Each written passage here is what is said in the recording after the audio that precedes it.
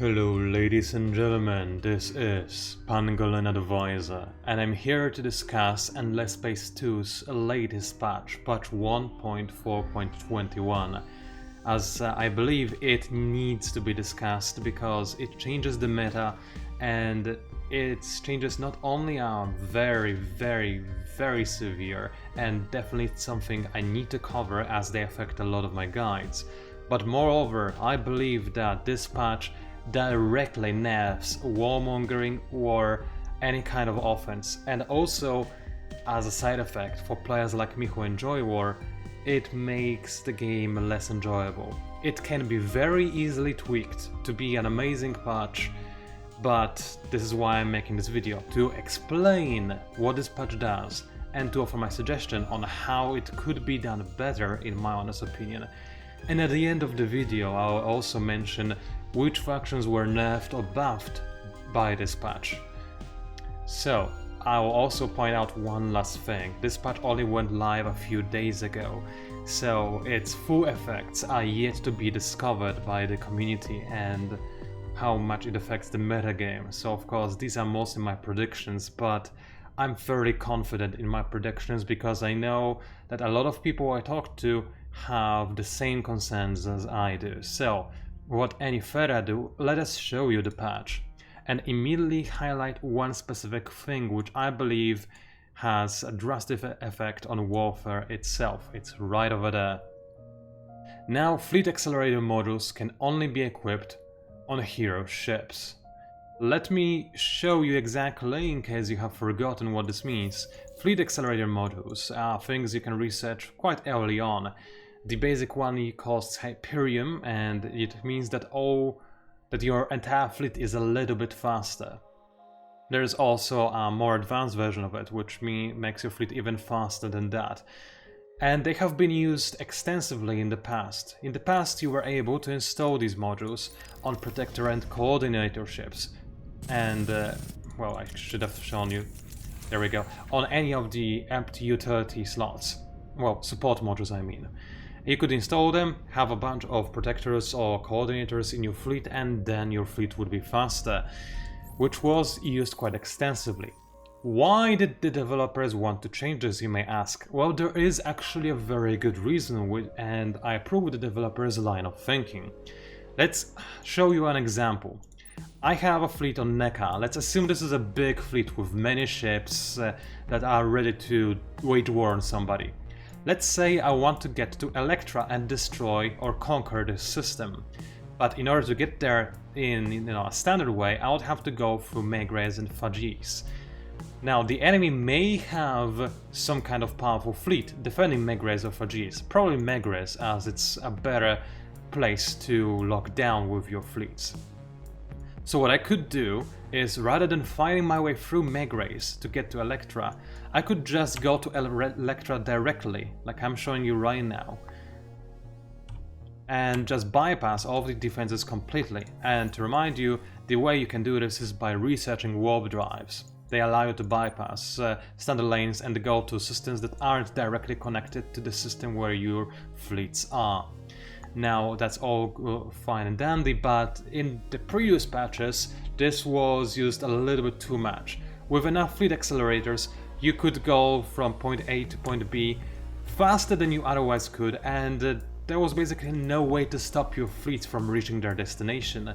If I wanted to get to Electra, I wouldn't be bothered by fleets in Fajis or Megres. I would just get there and I would get to Electra very fast, especially with a Seeker hero, since they can even further accelerate the speed of fleets between star lanes, or rather when there are no star lanes. So this is how the meta was in the past, just a bunch of fleets going from point A to B without stopping at point C. The developers wanted to change that so that there would be more point in keeping a defensive fleet at Megres, so that I would be more inclined to go through Megres to get to Electra, or if I really wanted to skip it, then going to Electra would at least take a very long time. And for that reason they wanted to nerf the fleet accelerators. Unfortunately, I believe this was done in a very bad way. So right now I can only install fleet accelerators on hero ships. Depending on a hero ship, this could mean that you can at most have 2, 3 or 4 fleet accelerators in a single fleet. So for most of the game, this will mean that you'll probably have only +3 on average movement points on your main fleet alone, and your other fleets will not get any extra movement points. So this makes the game quite a bit slower, especially in middle and early game, when you probably don't have too many heroes, maybe just 1 or 2, and maybe you want those heroes to be governors as well, not to just move your fleets from point A to B. So if you want to do anything in that stage of the game, you now basically have to deal with very slow ships. Now you may be asking, how does it nerf warfare? Well, it actually nerfs it quite a bit, and I'll show you the example of why that is. Let's say I wanted to make an attack ship. Normally, right now, I would probably give it some weapons, I would give it a defense module, and definitely the damage accelerator, so that it would deal more damage. Damage is very important, like obviously. So that's all fine and dandy, but what happens now is that this ship has only 2 movement points. If I don't pair it up with a hero ship, it will never be able to reach destination in any feasible amount of time. Before it does reach a destination, this ship will be out-tacked and outgunned by any defenders, meaning that the defender's advantage has just been amplified ridiculously with this new patch. Now, of course, you can make an argument, alright, well, why don't you put some engines on this ship? Yeah, sure, I could put some engines and get rid of my defense. And now this ship is a little bit faster, but still rather slow, I will say. Especially on the large scale maps, but even on medium-sized galaxies. 5 movement point is not a lot. My hero has 5 movement point. If I wanted to get to Electra, it would take me 5 turns by standard means. And 7 if I wanted to cut directly to it. That's quite a long time, honestly. A lot of things can change. And if I wanted to get to a further system, then that is even more abhorrent. I don't have any good examples for it right now, but you can just imagine that on a galaxy of this scale, 5 speed is really not enough. Alright, what if I were to give it 2 engines then? Oh great, now the ship has no defenses, no damage acceleration, no nothing.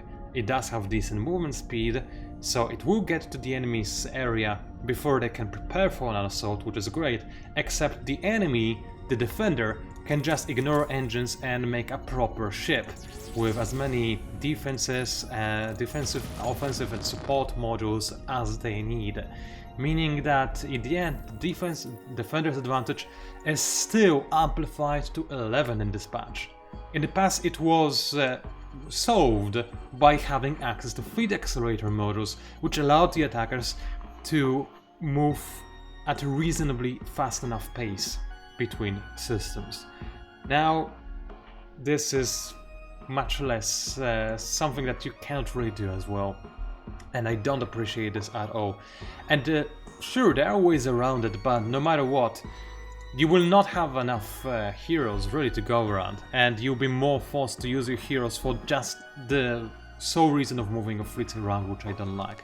Now, how I would have solved the issue of ships moving between star lines too quickly would be actually fairly simple.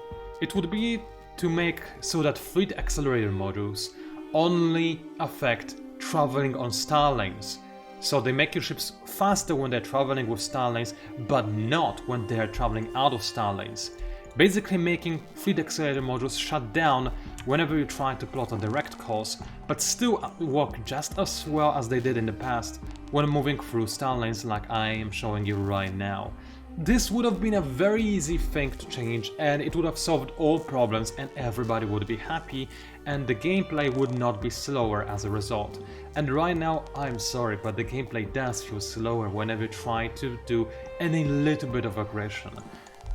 And I don't appreciate that at all.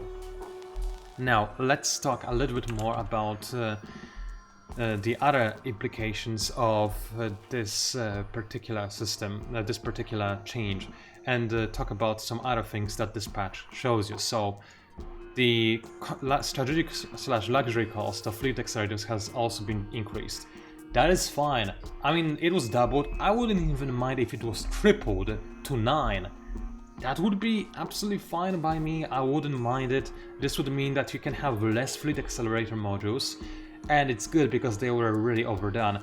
But at least you would still be able to use them, and a warmonger could still warmonger properly. So I still think that increasing this cost is good, but instead of this change, you should just make it so that fleet accelerator modules can still be equipped on predictors and coordinators, but that they only give a bonus when moving on star lanes.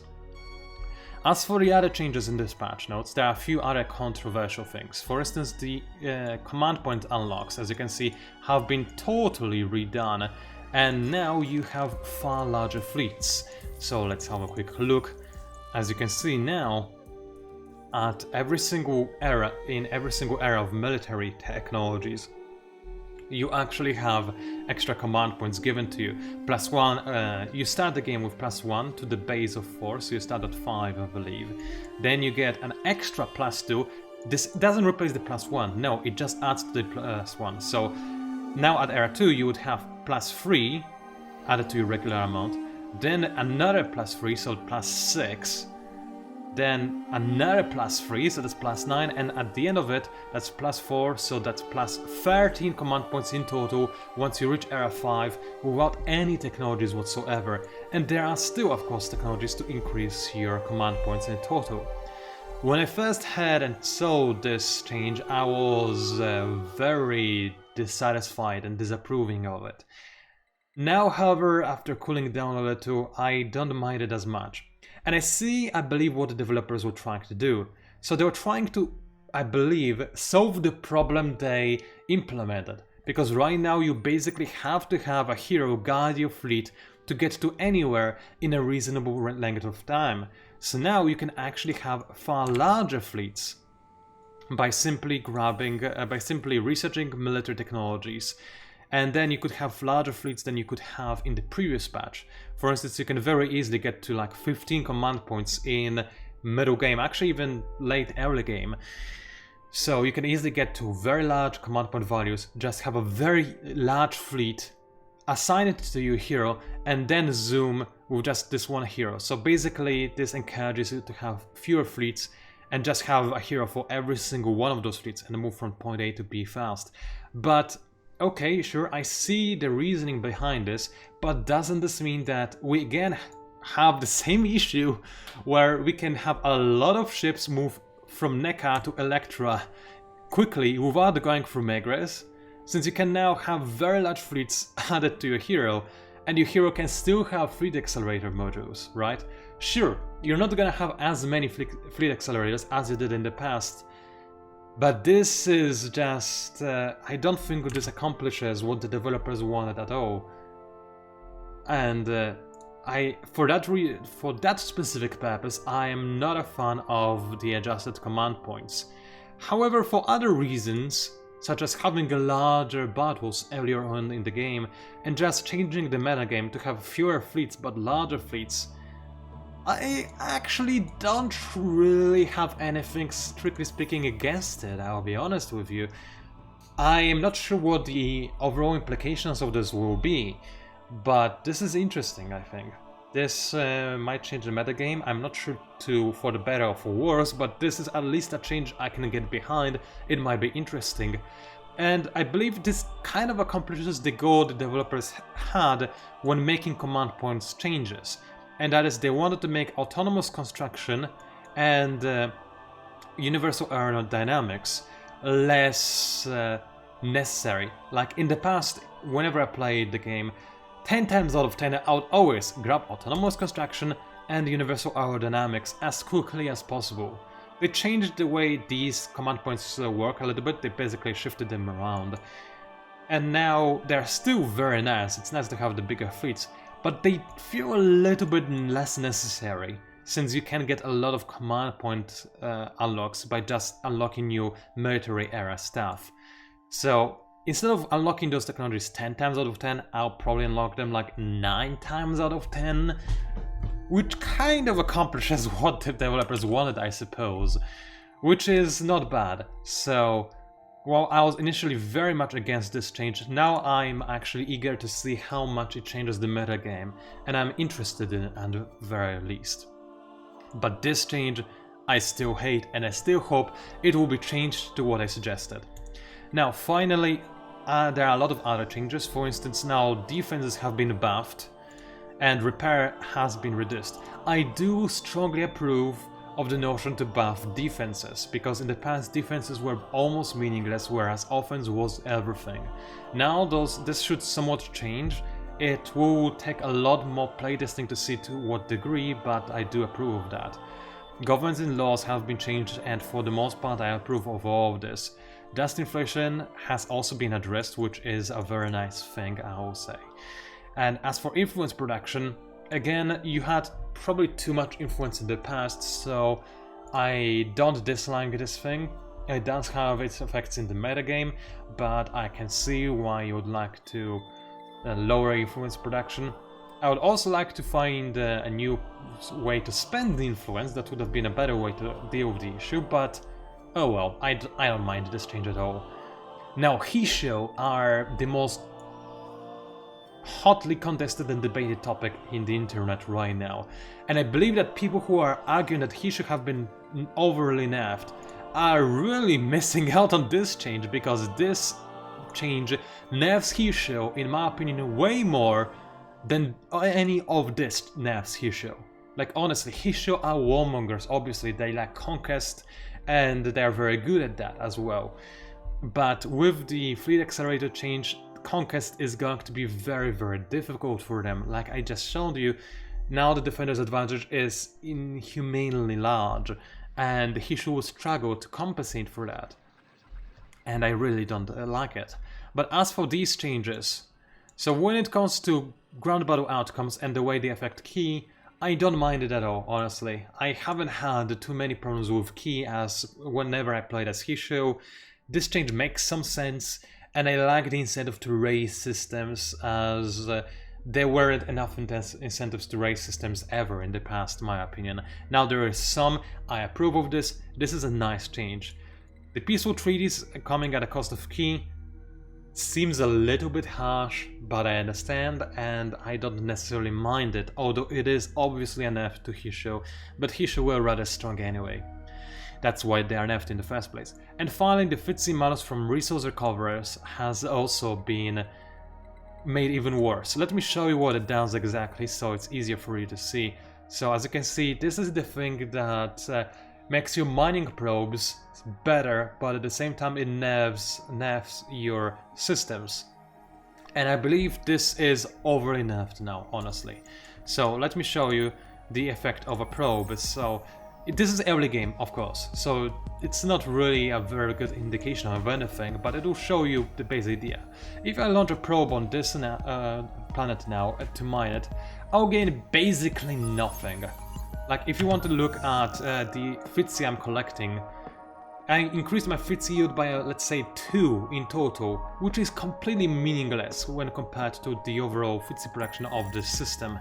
Of course, I am fully aware that you can get better probes by researching appropriate technologies, but nevertheless, I believe that the positive side of resource recoverers is basically like non-issue. Like I barely ever notice it, and as a Hisho player, I barely ever use mining probes unless I go for the coal miners, and even then I don't do that a lot. So if the developers expect us to suddenly be like, oh yay, resource recovers is a good thing, that unfortunately is not a good thing. Now, I don't mind there being a malus to FTSE on all of your systems whenever you go over colonization threshold. I believe this is necessary because when Hisho were first introduced, they were extremely overpowered because they could completely ignore over colonization penalties.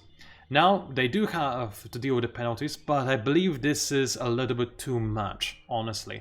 5% is a lot, and the mining probes FTSE collection, they give you like 0.01% or something in comparison to that in most situations.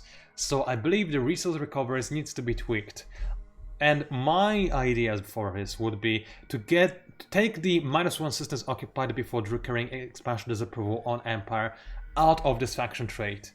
Like, without it, it will still force you to go toe, and now having 2 systems at maximum, it's a little bit too much. Like, getting rid of this would be far better, in my opinion, so please just get rid of it.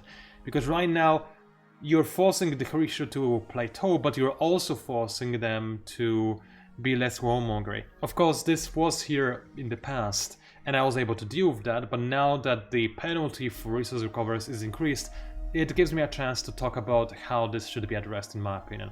Another way to make this trait less severe would be to lower the percentage penalty from 5 to, let's say, something like 2.5. That would be more reasonable.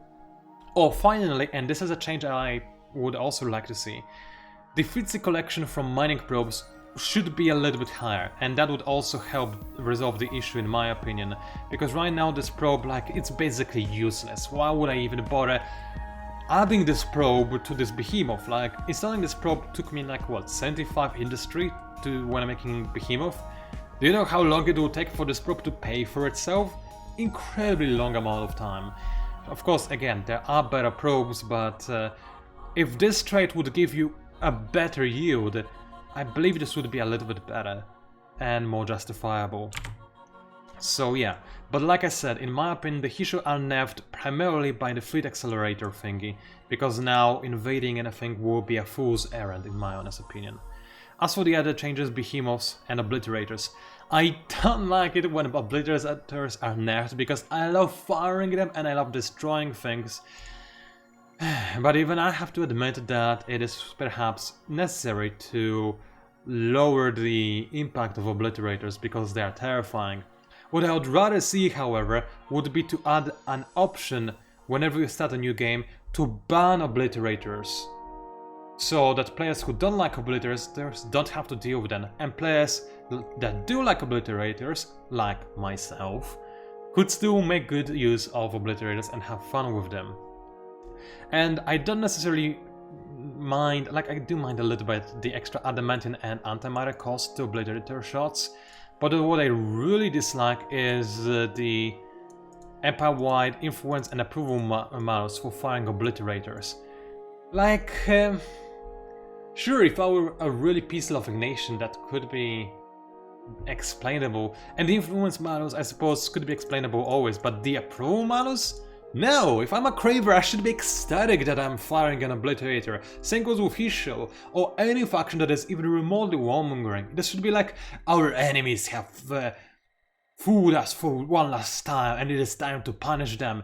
It should be a joyful occasion whenever you destroy something, and the player should feel joy as well, not have to worry about the extra disapproval. So I don't like this at all. It punishes the player for using a mechanic that should reward the player instead.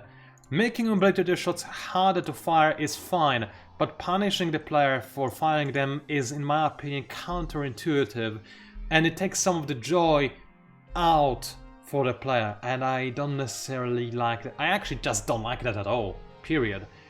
And it's not even the military factions that shouldn't have it. Like, religious factions obviously should also like purging the heathens, and you could find like an excuse for every faction for this to not make sense. Just get this out of here because it's punishing the players for using in-game mechanics. Just no, you can tweak anything else, the cost of obliterators, whatever, sure. Don't make the players punished for using a feature that is in the game, because that's not the way to go. Incentivize doing something else, sure. Punish, no. Alright, and there are a few other changes, but I don't necessarily have any problems with them, necessarily speaking. I do like that the citadels have been buffed, because basically nobody made them. I did, but I think I was in the very, very big minority. And you know, I'm still going to prioritize obliterators over citadels, although now firing them is going to be so annoying. Yeah, alright, so to conclude, before I talk a little... Actually, no, before I conclude this, let me talk about the effects of this patch on the entire metagame. And again, these are just my predictions. I am not sure how right they are. So looking at factions one by one, I'm actually going to just go into main menu real quick and show them in a way that is more immediately visible. So if we have a quick look-see and have a look at all of the available factions, and I don't know why the frame rate is so low. So let's see. Ambroqua, in my opinion, has been somewhat buffed by this change, as the Ambroqua doesn't want the enemy to move too fast, and the Ambroqua doesn't necessarily rely on fast fleets, and most importantly, Ambroqua ships have a ton of utility modules, so they actually will have enough space to fit the extra engines on them. The Hishu have been nerfed, as I already explained. The Voters, the annoying stupid campers, are buffed by this change by quite a bit, because not only their ships actually have a lot of utility slots they can use to install the extra engines, they also have portals that allow them to teleport from one place to another, so they care far less about fleet accelerators. So they have been buffed by quite a bit, and there is also another side of the coin, and actually I'll just go back to the game while I'm discussing this so I can show this to you, but any scientific faction can also benefit greatly from the nerf to fleet accelerators, because scientists have the best way to ignore the nerf, or rather deal with the nerf, and I'll show you how right now, because I actually did get scientists into my government to showcase this. The Star Boogie Bill.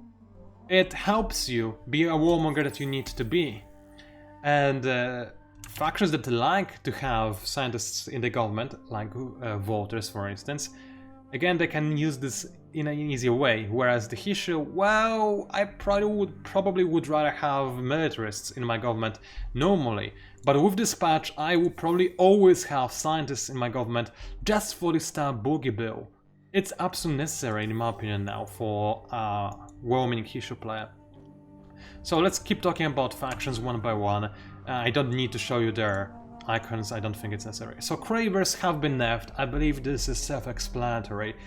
Cravers need to be able to move fast from point A to point B whenever to make those sudden lightning strikes, blitzkrieg strikes, because Cravers are not so good at prolonged war, they need to always consume new planets, and having slower fleets will make that so much more difficult for them. And they will need multiple fleets, like even with the extra command points per fleet, they're still gonna need more, trust me. So, just to transport the troops, for example.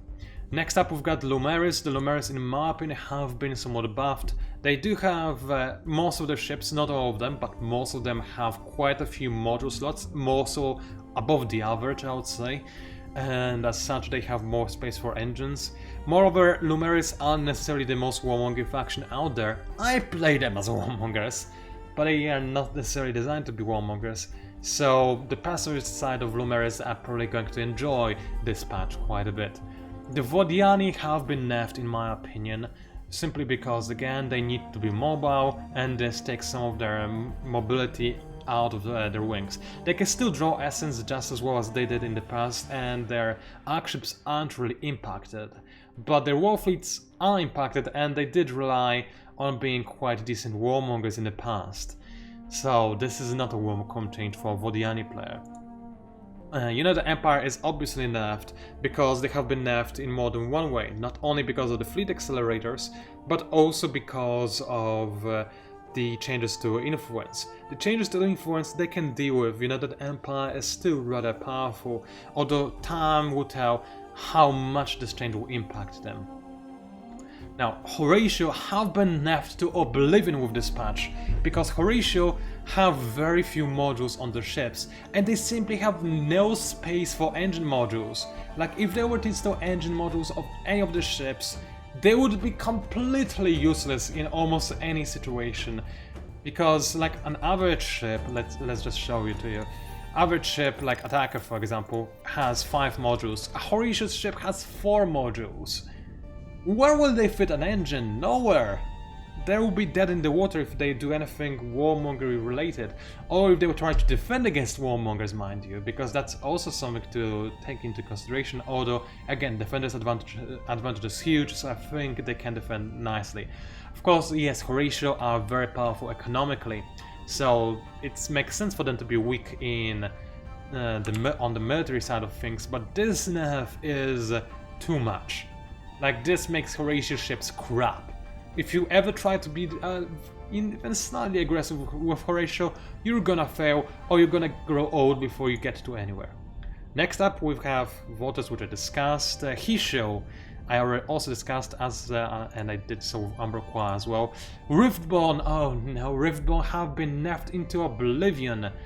Because Riftborn have the slow traveler trait. Their ships have a base amount of 1 movement point. And they usually don't have a lot of utility slots either. How are they gonna get anywhere?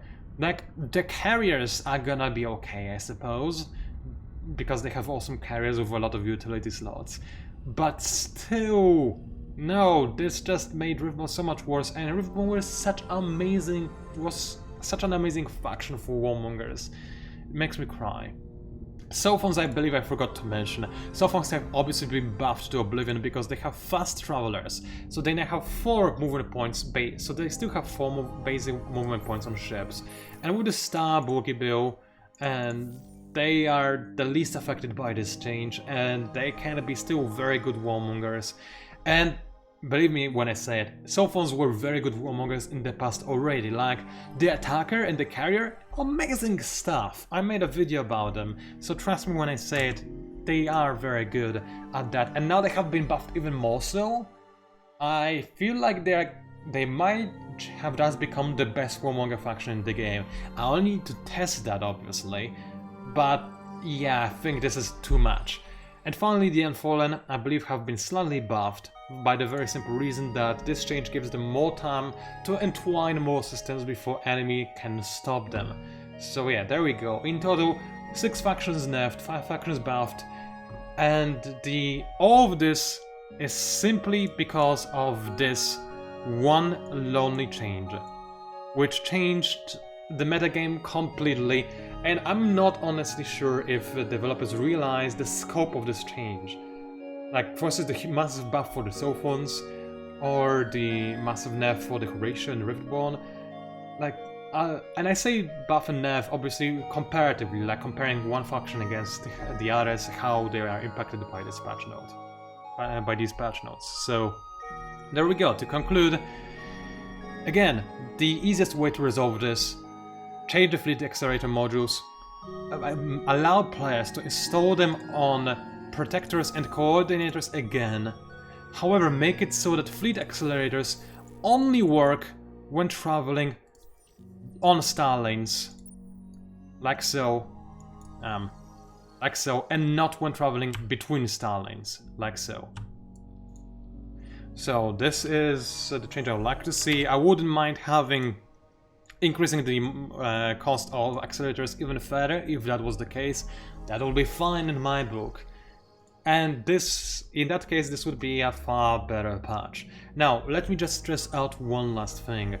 I have boundless amount of respect for Amplitude Studios, and I'm always their greatest supporter. And it is because I care about this game so much, and I like Amplitude Studios so much, that I need to voice my wholehearted opposition to what this patch did to the game. Because the game is now slower, it's less fun, and just change it, please. And because I believe that the players might also feel the same way. If they don't, and if I'm alone, then okay, that's fine. If I'm alone, that now we'll have a little bit less fun with Endless Space 2, that's acceptable, but I believe it would be best if it was changed. I still trust the developers because they have time and time again shown that they're caring and they care about feedback, so I hope they will listen to feedback again and make the change. And like, I'm still going to enjoy Endless Space 2. No matter what, this is still a very fun game, one of my favorites, in fact. But I don't want to like it less. I only want to like it more when new patches drop, and this is the first time ever that a patch dropped for Amplitude Studios game and I actually liked it less as a result. So that's why the video is here, and it's already very long, so I'm going to end now. Thank you very much for watching, ladies and gentlemen. If you agree or disagree with this video, please voice your opinions in the comments below this video. I'll probably also post it on the official forums on Games Together, and people will be able to discuss it there as well. The link will be in the description. Thank you for watching, and I'll see you online.